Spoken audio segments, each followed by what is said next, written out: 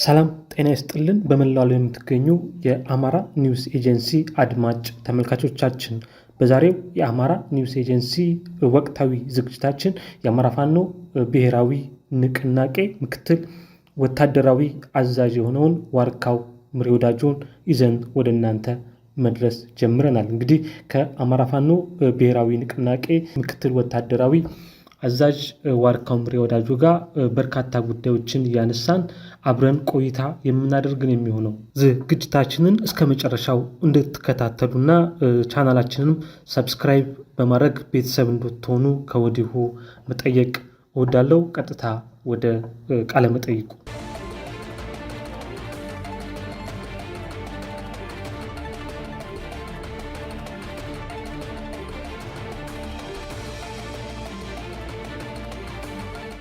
አመሰግናለሁኝ። በቅድሚያ የአማራ ፋኖ ብሔራዊ ንቅናቄ ምክትል ወታደራዊ አዛዥ ዋርካው ምሬ ወዳጆ ጊዜህን ሰጥተህ ለኢንተርቪው ስለተባበርከኝ እጅግ አድርጌ አመሰግናለሁኝ። እኔም አመሰግናለሁኝ። እንግዲህ በቅድሚያም የአማራ ፋኖ ብሔራዊ ንቅናቄ ከተመሰረተ እንግዲህ ጥቂት ወራቶች ሆነውታል። እንግዲህ በጥቂት ወራቶች ውስጥ በርካታ ስራዎችን እየሰራ እንደሆነ የተመለከትን ነው። የአማራ ፋኖ ብሔራዊ ንቅናቄ ወቅታዊ ሁኔታው ወቅታዊ ቁመናው ምን ይመስላል? መልካም አመሰግናለሁ። ወቅታዊ ሁኔታ እንግዲህ እንደሚመለከተው ያው ዓለም የሚያየው ነው። አሁን ጥሩ ቁመና ላይ ነው ያለው። በተለይ አንድነቱም ከተፈጠረ ወዲህ የተሻለ እንቅስቃሴና የተሻለ ቁመና ላይ ነው ያለው ማለት ነው። እዞቻችንን በማዋሃድ ከ8 እነሱን በማጠቃለል እና ወደ አንድ አቅጣጫ በማምጣት በዛ ጎን ለጎን የሚሰሩትን ኦፕሬሽኖችም በጣም የተሻሉ ድምቀትና የተሻለ ንቅናቄ ነው ያለው ማለት ነው። መልካም እንግዲህ በተለያዩ አንተም ቀደም ብለህ በሱ እንደገለጽክልኝ በተለያዩ ቀጠናዎች የሚንቀሳቀሱ እዞችን ወደ አንድ ወታደራዊ እዝና ሰንሰለት ከማምጣት አኳያ ወታደራዊ መረጃዎችን ከመለዋወጥ ኦፕሬሽኖችን በቅንጅት ከመስራት አኳያ ምን እየተሰሩ ይገኛሉ? ያው ለሚዲያ የሚሆኑትን ብቻ ማለት ነው። ጥሩ አመሰግናለሁ። እንደሚታወቀው ከአሁን በፊት ያው ጎንደር ላይ የተሰራው ለዛ ትልቅ ማሳያ ነው ማለት ነው። ጠቅላይ ግዛትና የአማራ ፋኖ በጎንደር የተሰራውን ጀብድ አይታችኋን። ብዙ የአማራን ጠላቶች አማራንን ብለው በአማራ ስም በየቦታው እየጨፈጨፉ የነበሩ በርካታ የአድማ በተና ከፍተኛ አመራሮች አጠቃላይ የብልጽግናም ቢሆን ፖለቲከኛ ሁሉ ጭምር ብዙ ነቀርሳ የተነቀለበት ትግል ነው ማለት ነው። ይሱ ከፍተኛ ማሳያው ነው። በተመሳሳይ ሸዋ እንደዚሁ ትልቅ ስራ የተሰራበት ነው። በተለይ የጎንደሩ አይታችሁታል። ትልቅ መሰረታዊ የብልጽግና መናኸሪያ የነበረ ቦታ ላይ ንቅልቅል አድርገው የተሻለ ስራ የተሰራበትኝ ያና የአማራ አንድነት ትልቁ ማሳያ ምልክቱ ነው ብዬ ነው የማስበው ማለት ነው። ይሄን ደግሞ የአማራ ህዝብ በደንብ የተደሰተበት ብዙ በየቦታው እየተጨፈጨፈ ልጆቻቸውን እንኳን ለመቅበር አድማ በተናነኝ አማራ ነው ወክላለሁ ያለ ልጆቻቸውን የሞቱባቸውን ወንድሞቻቸውን እንኳን ለመቅበር ሬሳ አንሰጥም ብለው በየቦታው እየቀበሩ የነበሩ የተነቀሉ ነቀርሳዎች የኮሎኔል ማዕረግ ጭምር ያላቸው እንደነ ኮሎኔል ፍታላው ያለ ነቀርሳ የተነቀሉበት ትልቅ መሰረታዊ የአማራ ፋኖ ጎንደር የሰራው ሁለቱ በጥምረት ማለት ነው ለህዝባችን ትልቅ መሰረትና ትልቅ ማሳያ ስለሆነ አንድነት ማለት ምን ያህል አቅም እንዳለው ያነ ትልቅ መሰረት ነው ማለት ነው። እጅግ አድርጌ አመሰግናለሁ። እንግዲህ እንደገለጽከው ጎንደር ላይ ትልቅ ሁለቱ በተለያየ እዝ ሲንቀሳቀሱ የነበሩ ሁለት እዞች ወደ አንድ መጥተው ከፍተኛ ድሎችን ከፍተኛ ስራዎችን ሰርተዋል። እንግዲህ በሌላዎቹም ቀጠናዎች እነዚህ እየቀጠሉ እንደሆነ ነው እያስተዋልን የሚገኘው። እንደው ከሰሞኑ ሁኔታ አኳያ የብልጽግናው አመራሮች ወደ ፋኖ እየደወሉ ስፔሻሊ ደግሞ በቅርቡ ፋኖን ከርቶ የወጣለትን አላማ ከርቶ ወደ አገዛዙ የገባውን ፋኖ ተከትሎ የብልጽግና አመራሮች ካድሬዎች ወደ ፋኖ አመራሮች ስልክ በመደወል ድምጽ የመቅዳትና የሐሰት ፕሮፓጋንዳ የመንዛት ጥረት እያደረጉ እንደሆነ እየሰማን ነው። አብዱ ሁሴንም ወደ አንተ መደወሉን ሰምተናል። ምንድነው ያለው? ምንድነው ያለውስ ነገር? እውነትስ ደውሏል?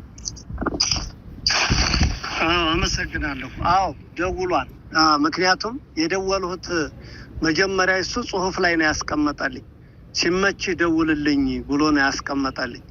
ይሄ ማለት ያው እየተነጋገርን ነው፣ እያወራን ነው። አሁን አልተመቸውም ነገር ለማስባል ይመስለኛል። እንደዛ ብሎ ሳየው ጻፍኩለት። ከዛ ደወልኩኝ። ያው ግዴታ አልተመቸውም ብሎ ሌላ አክት ለማስያዝ ያሰበው ነገር ስለነበረ ተነጋገርን። ያው በሚገባ አግባብ ባለው መልስ ተመላልሰናል ማለት ነው። አግባብ ባለው መልስ ተመላልሰናል። ያ ደወለ አልደወለ ያው ቀደም ብለን እኛ ስለምንተዋወቅ በትግሉም የአማራን ሕዝብ ሲከዱት እኛም ደግሞ ለአማራ ሊጠቅመን የሚችለውን መንገድ ይዘን ስለተጓዝነ ስለዚህ ስለምንተዋወቅ በደንብ የሚገርመን ነገርም የለም እና መደወሉ ግልጽ ነው። በሚገባ ደግሞ የምመልስለትን መልስ መልሸለት ዘግቷን ማለት ነው። ያው ግልጽ ነው። ስለዚህ አንዳንድ ልጆች ከድተው ቢገቡ የምናውቃቸው ናቸው። በመከላከያ ምን አይነት ሙያ እንደነበራቸው ይታወቃል።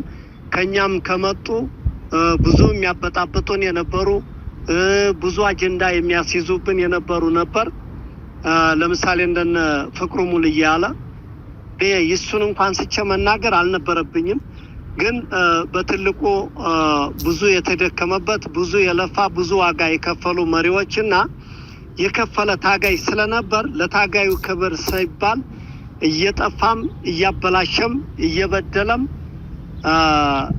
አካባቢው ላይ ደግሞ በተወለደበት አካባቢ እንዳጋጣሚ ሆኖ ፍቅሩ ሲባል ትንሽ ቁም ነገር ያለው እየመሰላቸው የሆነ ነገር ብናደርገው ብናስረው ቢመታ እንደዚህ አድርገው መቱት እየተባለ የጎጥ መምዘዣና ከታይ ትልቅ ክብር የምንሰጠው ወደፊት የተሻለ ደረጃ ላይ ይደርሳል ብለን የምንጠብቀው ሰራዊት ስላለ የዛ ማኩረፊያና ወይም ለሌላው ህዝብ ማኩረፊያ ይሆናል ብለን የሚፈጽመውን ወንጀል ፈጽሞ እውነተኛውን ነገር ሰራዊታችንም ህዝባችንም እውነተኛውን ነገር እስከሚያየው በጥንቃቄ ስንከታተለው ነው የኖርነው።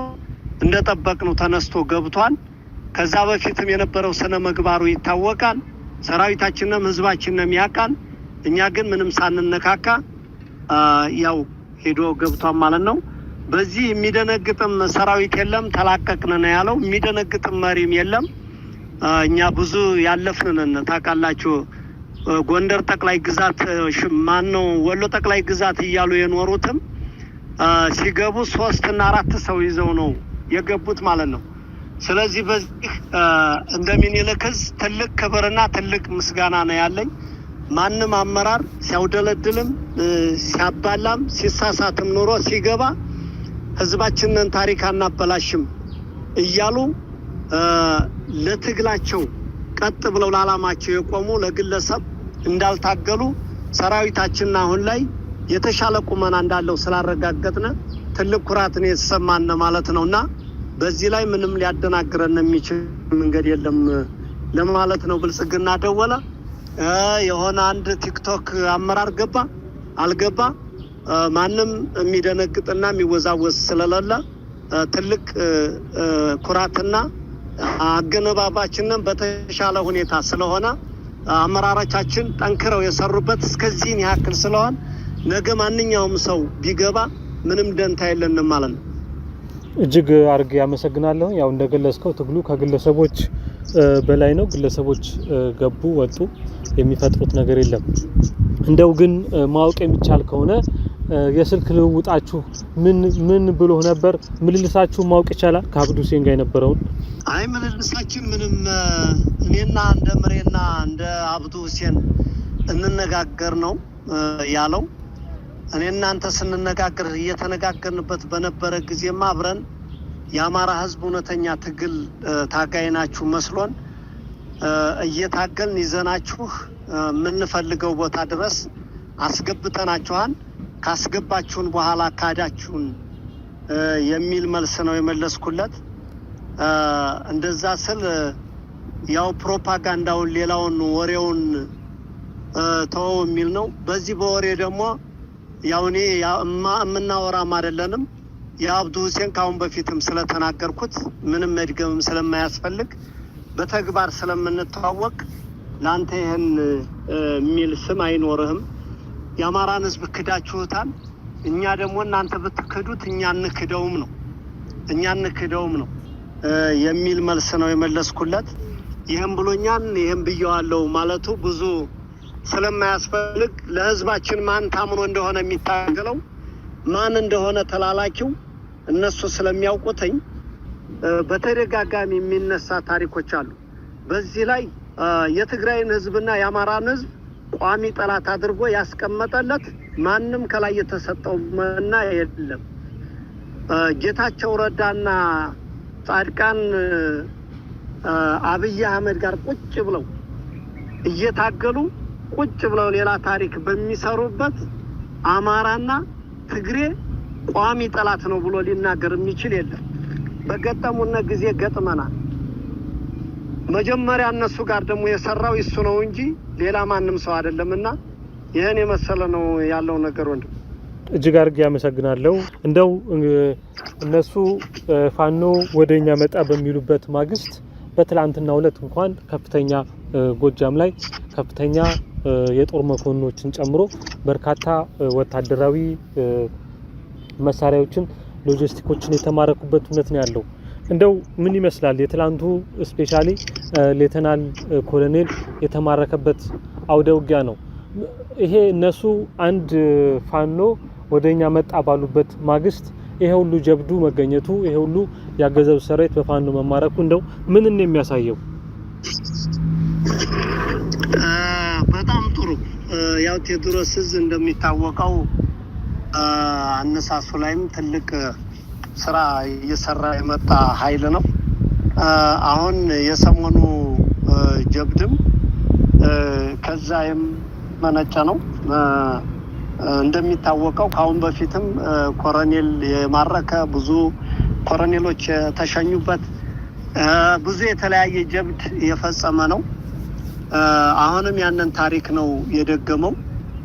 ይሄ የትግልን ማደግና የትግሉ ከፍታ ነው ምንም የሚያሳየው ማለት ነው። እንደው በሚጨፈጨፈው ኃይል እንኳን ባናዝንም ባንወድም ምንም ይሄ ትግል በክፉዎች መሪ የመጣ ነው ብዬ ስለማምን ማለት ነው። በክፉዎች መሪ ያለ ጦርነት ተኝተው የማያድሩ በእንደዛ አይነት ሰዎች የመጣ ስለሆነ ዙሮ ለጠላትህ ከገጠምክ በሚገባ መመለስ ያለብህን ነገር መመለስ ተገቢ ስለሆነ እነሱ ያደረጉት ሲጨፈጭፍ የኖረው ጠላት ምንም አማራ ክልል የሰራትን ግፍ ጥዋ ሳይቀምስ የሚወጣ ስለሌለ በዛ ልክ ነው የሰራውን ነው ሁሉ እያጨደ ያለው ማለት ነው። እና ካሁን በፊት እንደሚታወቀው ሚኒልክ የሰራውን ታውቃለህ። በየቦታው ሁሉ የሰራውን ነው እያጨደ ያለውና አሁንም የአብይ አህመድ ተላላኪ የሰራውን ሁሉ እንደሚያጭድ ተራውን እንደሚጠብቅ ምንም የምጠራጠርበት መንገድ ስለሌለኝ ጀብዱ ይሄ በጣም ቀላል ነው። ነገ ከዚህ የተሻለ ተደራጅቶና እዚህ የተሻለ በአቋም ሲነሳ ሌላ የሚሰሩ በጣም የተሻሉ ስራዎች እንደሚሰሩ እርግጠኛ ነኝ። ይሄ በጣም ትንሹ ስራ ነው ብዬ ነው እኔ የምገልጸው እንጂ በየቦታው ብዙ ታሪክ እየተሰሩ ነው ያሉትኝ። ግን ከዚህ በላይ ትልቅ ነገር ስለሆነ የምንጠብቀው ለዛ ትልቅ ነገር ነው እየተደራጀን ያለ ነው ማለት ነው። እጅግ አድርጌ አመሰግናለሁ ዋርካው ምሪ ወዳጆ። እንግዲህ ሰሞኑን ደግሞ አገዛዙ ምርጫ አካሄዳለሁ ብሎ በተለያዩ ቀጠናዎች እየተንቀሳቀሰ ነው። ማህበረሰቡ ደግሞ ይሄንን ተቃውሞ ገዳዮቻችንን በምርጫ አናነግስም በሚል መሪ ቃል በመላው አማራ ክልል የተቀሰቀሰ ህዝባዊ ተቃውሞ አለ። የህዝባዊ ተቃውሞ እንግዲህ ባለፉት ቀናት በተከታታይ ሲደረግ ነበር። ትላንትም በላስታ እንደዚሁ ሲደረግ ውሏል። ይሄ እንግዲህ አገዛዙ ምርጫ አድርጋለሁ በሚልበት ሰዓት ህዝቡ ትክክለኛ ከፋኖ ጎን ነኝ የሚለውን ገዳዮቻችንን በምርጫ አናነግስም ከማለቱ አኳያ ህዝቡ ላይ አሁን ነገ ከነገ ወዲያ አገዛዙ ለሚያደርሰው ጥቃት ወይም ደግሞ በዚህ ቂም ይዞ ለሚያደርገው ጥቃት ፋኖ ምን አይነት ሁኔታዎችን ምን አይነት ዝግጅቶችን እያደረገ ይገኛል የህዝቡን ደህንነት ለመጠበቅ? አመሰግናለሁ። ህዝቡ ተናገረም አልተናገረም እንደሚታወቀው እየተገደለ ነው ማለት ነው። ተናገረም አልተናገረም እየተገደለ ነው። ለዚህ ማሳያው በየገባበት ሁሉ እንደውም አንዳንድ ቦታ ላይ ንብረቶችን፣ ተሽከርካሪዎችን፣ ሞተሮችን አሁን ሰሞኑን እንደምኒልክ ወሎ ላይ በሞተር በመኪና ምናምን ማንም የሚጠቀም ሰራዊት ኮሬባ አካባቢ ላይ ካሁን በፊት ምኒልክ ልዩ ዘመቻና ንጉስ ሚኪልቅ በዛኔ ባለው ቁጭት ቀጥታ ገብቶ 40 በላይ ሞተር 20 ላይ ተሽከርካሪ ህዝቡን ሰብስቦ ከፋኖ መረኩኝ። ፋኖ በተሽከርካሪ የሄደ የሚዋጋ ፋኖ የለንም። ስለዚህ ህዝቡ የህዝቡን ንብረት ከሱ ማረኩኝ እያለ በአማራ ህዝብ ላይ የሚቀልድ መንግስትና የሚቀልድ ወታደር ስለሆነ በነገርኩ ልክ ይሄን ነገ ዋጋውን ያገኛል። ስለዚህ አማራ ህዝብ ተቃዋወመም አልተቃዋወመም ከሞቱ ወደ ኋላ የሚልበት መንገድ ስለሌለ ያንን አሁንም ገዳያችንን ለሌላ ሁለተኛ አምስተኛ አመት በምርጫ አናነግስም ያለው እስካሁን እሱ ከመጣ ወዲህ አማራ ህዝብ በጅምላ ከመገደል በጅምላ ከመቀበር የተለየ ያገኘው ለውጥ ስለሌለ በትክክለኛ ህዝቡ የተሰራውን ግፍ ወጥቶ በራሱ ኃይል ተቃውሞውን ገልጿል ማለት ነው። ለዚህም ማሳያ ኤርትራ ለወጋ ነው ትግራይ ለወጋ ነው እያለ ለአማራ ህዝብ ጦርነቱን እኛ መዋጋት አንችልም እያለ አብዛኛው ብሔር ብሔረሰብ ለመግባት ወደ ኋላ ቢልበት ነገ ከባህሩ ምንድነው ያለው ከግድቡ ወደ ወደቡ ብሎ አነሳስቶ ኤርትራ ልንወጋ ነው ትግራይ ልንወጋ ነው እያለ የሚነሳለት ቢያጣ በዚህ ሰበብ ጋፎ ያመጣውን ወታደር አሁን አማራ ክልል ላይ ነው እያወደመ የአማራን ህዝብ እያከሰረ ያለው ማለት ነው።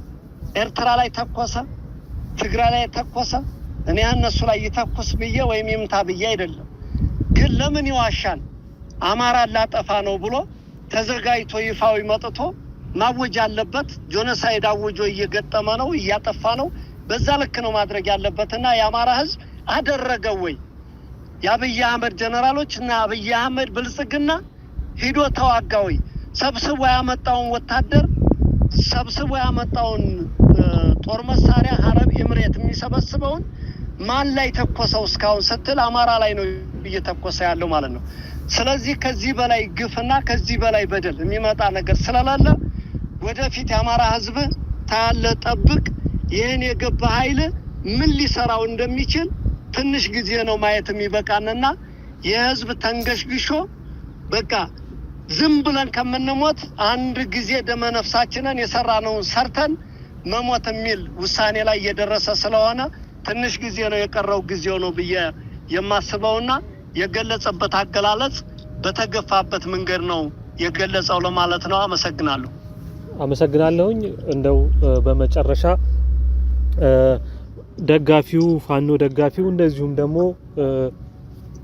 ላለፉት እንግዲህ 1 አመታት 2 አመታት እየመጡ ነው ብሎ የሚጠብቀው ህዝብ እንደው ዘገዩ የሚል ጥያቄዎች ያነሳሉ። ለነሱ የምትሰጠው ምላሽ ይኖራል? አዎ ለዚህ የምሰጠው ምላሽ እኛ ቀደም ብዬም ቢሆን ተናግሬያለሁ። ትግል የምትጀምርበትን እንጂ የምትጨርስበትን ጊዜ አይታወቅም። የሰው ልጅ እኛ እስከምንደርስ ማንም ቁጭ ብሎ የሞተ መጠበቅ የለበትም።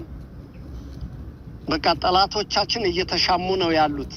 ተሻምተው እስከሚጨርሱ የአማራ ህዝብ ምን ትጠብቃለህ? እኛማ የምንሰጠው የምናደርገውን ድርሻችንን እያደረግን ነው። ይሄ ፋኖ ብቻ አይደለም እኮ ታግሎ የሚጨርሰው፣ የሁሉም ግዴታና ኃላፊነት አለበት። ኃላፊነታችንንና ግዴታችንን ራሱን ማዘጋጀት አለበት ነው። አጥፍቶ እስከሚጨርሰው ድረስ ምን እየጠበቀ ነው? አብይ አህመድ የአማራን ህዝብ ወይም የኢትዮጵያን ህዝብ በስንት መንገድ እንደሆነ እየጨረሰው ያለው ታውቃለህ? ህዝቡን የትም ወደ ማንኛውም አረብ አገራት በቃ ማንኛውንም ሰው በስደት እያወጣ ወጣቱን እየበተነ እየጨረሰው ነው። እኔ አሳዝነኛል። እቺን ሀገር ነገ ብንረከብ ማን ነው የሚኖርባት? ለማን ነው የምትረከበው የሚለው ያሳስብሃል ማለት ነው። ትውልዱን ወደ ውጭ በትኖ እየጨረሰው ነው። ስለዚህ እኛ የምንታገል ለማን ነው? የት ነው የሚሄደው? ነገ ቢባረርስ?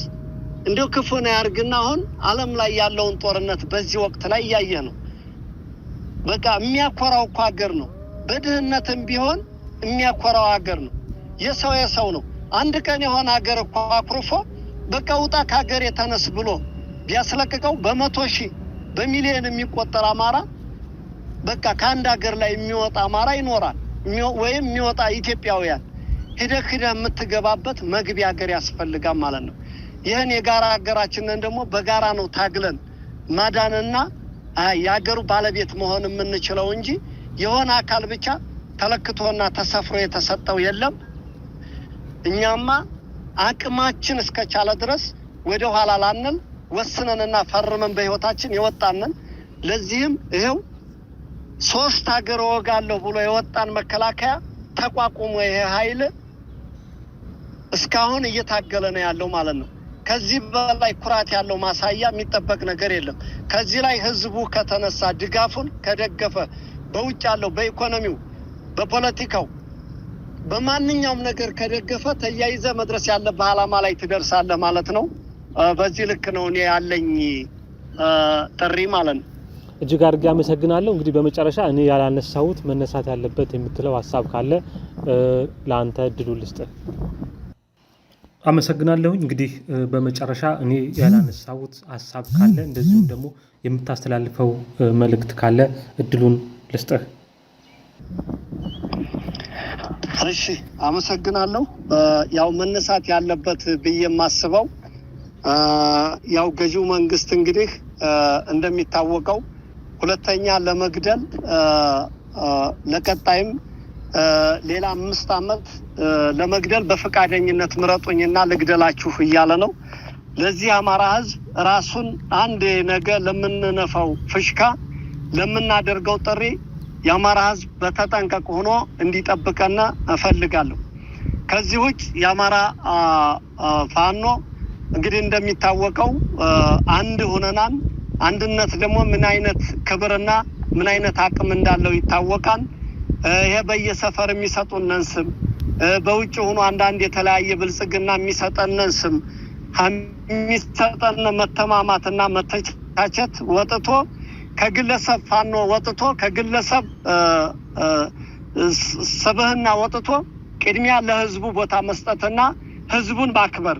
ህዝብን የያዘ ወታደር ህዝባችን ጫካችን መመሸጊያችንና የወጣንለት ዓላማ ስለሆነ ለህዝባችን የተሻለ ጊዜን ለማምጣት በዲስፕሊንና ፍጹም አሳልፎ ህይወቱንና ነፍሱን ለህዝብ ሰጣለሁ ብሎ እስካሰበ ድረስ በተለይ ስንታገል በፍጹም ዲስፕሊን በሆነ መንገድና እንደሌላ እንደ ባዕድ አገር ሳናይ ህዝባችንን በተቆጣጠርነው ቦታ ነገ በተሻለ ውጤት እያስመዘገብነ ህዝባችንን አክብሮ በመያዝ ተቋማችንን አክብሮ በመያዝ በተለይ ፍጹም ምርኮኛን አክብሮ በመያዝ በተለይ እንደው ጠላቶቻችን የሰጡንን ስም እየተጠቀመ እንደው ማቋሸሽም ከዚህ ሰራዊታችን ጥንቃቄ እንዲያደርግ።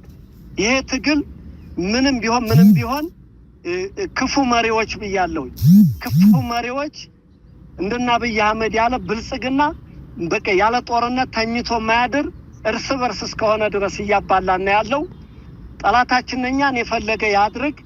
እኛ ግን ጠላቶቻችን ያደረጉትን ነገር ሳይሆን መድረግ ያለብን ፍጹም ነፃ አውጪ ነን ብለን ከተነሳን የነፃ አውጪ ዲስፕሊኑን ጠብቆ መሄድ የምርኮኛን አያያዝ በቃ አንድ ምርኮኛ ከተያዘ አበቃ ተያዘ። አድርግ ያልከውን ነገር ያደርጋል። ፍጹም ይሄን በል ይሄን አድርግ፣ በዚህ ውጣ፣ በዚህ ውደቅ፣ ማርኬሃለሁ፣ እንዲህ ብያለሁ የሚለውን በአግባብ አድርጎ በዲስፕሊን ከያዘ ነገ ይሄን ወታደር ሳይዋጋ መማረክ ስለሚቻል ማለት ነው። ሳይዋጋ መማረክ ስለሚቻል በዚህ ልክ መልእክቴን አስተላልፋለሁ። ማርኮ ከመታ ማርኮ ይሄን በል ይሄን ተነስ ይሄን ቁጭ በል ካለ ነገ ማንኛውም ወታደር በቃ እንዲህ ከመሆን በቃ ሙቼ ባርፍ ይሻለኛል የሚለውን ሊመርጥ ስለሚችል ፍጹም የእርስ በርስ ጦርነት እስከሆነ ድረስ ያስከውም ወታደር ያስከውም ኃይል ነገ መልሶ ሀገር ሊጠቅም ስለሚችል በዲስፕሊን አድርገን ይዘን እንድንታገል ነው። ለዚህ ይሄ ኃይል ግን ተግበስብሶ የመጣና በየጎዳናው እየተለቀመ በየስራ ቦታው እየተለቀመ የመጣ ወታደር ስለሆነ በግዴታ እየታፈነ የመጣውን ወታደር በአግባብ ማርከህ ነገ ጊዜ ሲወጣ ወደ ሀገሩ የምትልክበትን መንገድ መላክ ካልሆነ በቀር በስሙ በሌላ ብልጽግና ስም ተነሳስቶ መግደሉና ወይም ማሰቃየቱ መግደልስ ማንም የሚገልም የለም። ማሰቃየቱና ያልሆነ ሰድቦ ለሰዳፊ መስጠት ተገቢ ስለማይሆን በዚህ መንገድ ለሰራዊታችን በሙሉ ማስተላለፍ እፈልጋለሁ። አመሰግናለሁ። እጅግ አድርጌ አመሰግናለሁኝ። የአማራ ፋኖ ብሔራዊ ንቅናቄ ምክትል ወታደራዊ አዛዥ ዋርካው ምሬ ወዳጆ ለሰጠኸኝ ሰፊ ማብራሪያ በድጋሚ እጅግ አድርጌ አመሰግናለሁ።